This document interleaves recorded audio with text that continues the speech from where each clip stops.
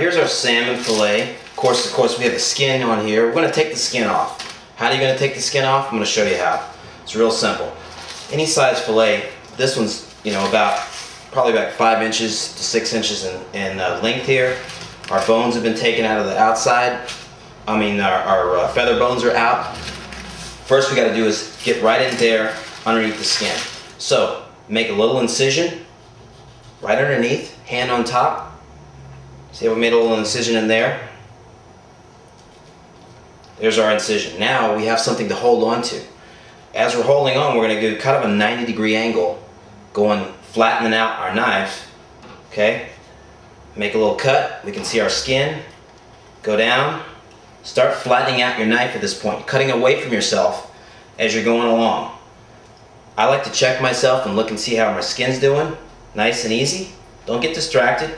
And just keep your knife nice and flat. And you can see where you are right on top of your skin and right underneath your fillet meat. So there we go. Out. And then our skin is left. All ready to go. Those are people that don't like the skin. Salmon skin's good for you, but if you don't like the skin, there you go. Let's get ready to put our glaze on this. Alright, to make our great mixture, our glaze, we're going to take some agave syrup. That's about 1.5 tablespoons of agave syrup. And then a tablespoon of Dijon mustard. Also, a tablespoon of our Worcestershire sauce. Add it in there too. You're going to mix this all together to make our glaze.